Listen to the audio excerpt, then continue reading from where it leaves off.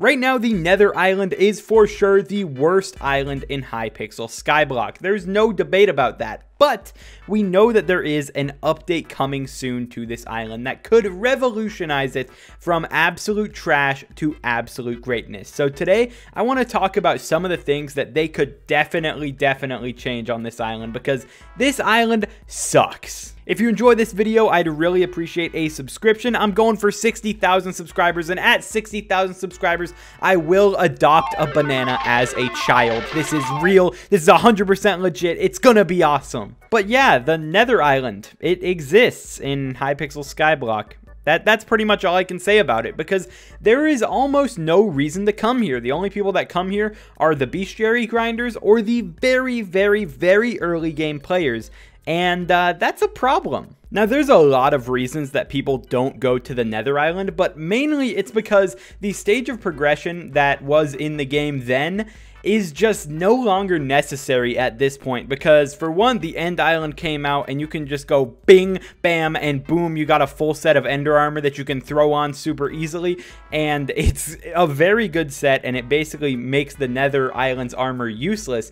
And then for another thing, Dungeons came out, and Dungeons is an insane way to get through the early and mid game of progression just by getting armor in there. That means that the armor and the weapons from the Nether Fortress were never really that good, but what else does it have? Now, I want to do a fun experiment here. I want you to close your eyes and think of the Nether Island, and then now name one unique mechanic on the island. Oh, yeah, you said the temperature mechanic from the magma boss? Okay, name one more. See, that is where the problem really stems from. The Nether Island is empty. There is nothing here. When you're looking at like even mob spawns or ore spawns, the only spot that you can mine glowstone is in this very small area. Same thing goes for quartz. It's actually not terrible for manually grinding, at least up to the 50,000 required collection for quartz, but for actually grinding it out, you're just better off putting down minions and mining there. The mobs here are so scarce. You have the pigmen right there and a couple over here. These are the only spawns of pigmen on the island. Blazes only spawn here, or they spawn over when the magma boss is like 20 minutes away from spawning. I don't know. I don't really come here that often. And then sure, there's a lot of magma cubes, but even wither skeletons are not that plentiful on the island. It's just a very empty place. This whole fortress area itself is not typically that used. It's used maybe to get some early on netherwort collection or to kill some of these guys for bestiary, but other than that, there is literally nothing on this barren plain of netherrack. Also, the one unique mechanic that I talked about, which is the magma boss, it used to be very cool. It used to be something where the magma boss would be something where everyone's waiting around, everyone's sitting here, because that was one of the first interesting things that Skyblock had. The 2-hour timer was something that you would schedule your day around. But now that there is no reason to get the armor or the weapons, it is just a pain, because Skyblock went from a game where you were generally waiting around for stuff or using minions to get things, to now people are just grinding things out. You have people hitting Catacombs 50 in like 2 to 3 weeks of hardcore grinding. We don't want to sit here for 2 hours, so some people just have timers on their phone if they're grinding bestiary, or other people just ignore this boss completely, because a non-summonable boss is just not as fun as something like dragons or even arachne. So we've got an empty island with a really bad boss that has really bad rewards, but we do know that the Blazing Fortress is getting a pretty huge revamp. We've gotten this referenced multiple times.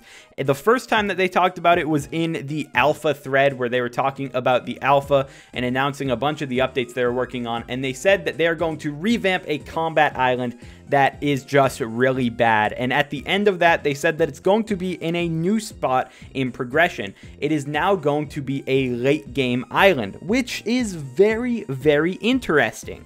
So my question is, how difficult are they going to make it? It seems like they're going to change the progression path of the islands to make the Blazing Fortress the last one, but how much harder than the end is it going to be? Because there is this area in the end that requires combat 25. If you don't know, the end has a combat 12 requirement, which is not hard to get, but this combat 25 area is pretty darn insane. There's 750,000 health enemies, and then there's 8 million health enemies. Now, as a very endgame player, I would say, I can kill these guys very, very easily, but if you kill one of these pink guys, just one, it puts you in like the top 3% of players because not that many people can actually kill them.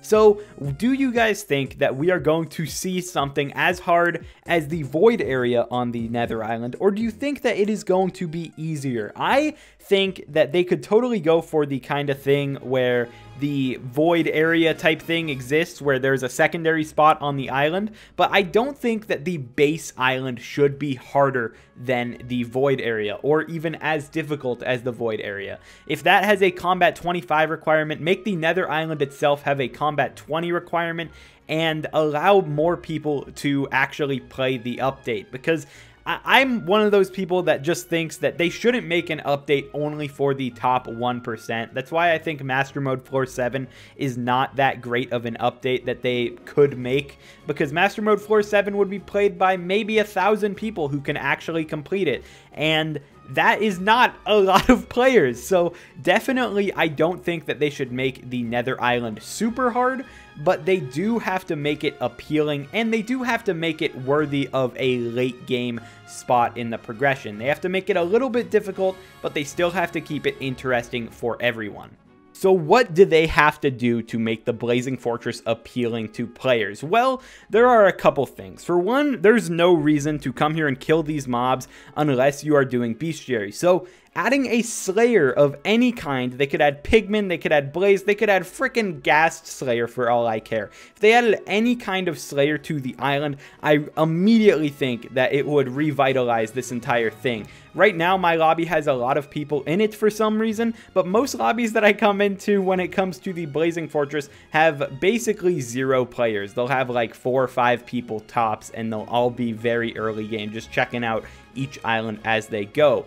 But adding a Slayer would probably add a lot of people grinding in here, because people still grind Enderman Slayer to this day. People still grind every Slayer to this day. Obviously, people stop after level 9 a lot of the time, but definitely that would be a huge thing. Another amazing draw that was added in the Crystal Hollows is lava fishing. Lava fishing was added with just a couple mobs, but I think that they could throw in a bunch of cool lava fishing mobs onto the Blazing Fortress revamp, and that would add a whole new community, because if the Blazing Fortress mobs were better XP than normal fishing, for one, that would be an amazing buff to fishing that is sort of needed, and for another, it would bring all the fishermen people, all just the people who want to catch some new stuff, make some money off of fishing drops, it would bring them into here. We know that there is a fishing update coming soon as well, but I do think that lava fishing just recently got added, and it really hasn't been brought to its full potential yet, so I think that adding it to the Blazing Fortress revamp would be amazing. But the most important thing is that they need to make the boss not terrible. They need to make the boss not a freaking 2-hour wait to get absolute garbage from it. Obviously, they said that this island is going to be late game, and in one post back in the day, they said that the next boss that they add to the game is going to give the best armor in the game, and they always plan on bosses giving the best armor. So we know that we're going to be seeing something that is better than Necron, at least outside of dungeons, from this boss. But if it is on a 2-hour timer, that is just not going to be fun. I know that just adding a summonable boss every single time, like dragons, may be boring to some people, but it's one of the most fun systems in the game, and I think implementing it for something like the magma boss would be absolutely cracked. And then obviously there is going to be something innovative on the island. There's going to be something new. I'm not really a game designer here, so I can't come up with some cool system, but we've gone 5 months without a new island, so there's going to be something special coming on this island. We know that it is going to be releasing in early 2022. They didn't say January there, but I swear if it's not out by January, I don't know what I'm still going to be doing in this game. I'm going to go insane. insane. But we know it's coming early 2022, and obviously I will be covering this update as much as I possibly can because we haven't gotten a new combat island since August of what year? 2019? Oh my gosh, we've gone so long without a combat island, so I'm really excited for the Nether update. Let me know down below what you guys think they need to do to make this update awesome, and maybe give some guesses at the random stuff that they could add, the new systems, the cool things. All of those are possible. It's definitely just a blank canvas right now because this island is probably the worst of the worst when it comes to actually unique and cool things in the game. So that's going to be it for this video. I just wanted to let you guys know what I think they should do for the Nether update to keep it interesting. And that's going to be it. Hope you enjoyed, and I will talk to you guys in the next video. Peace out.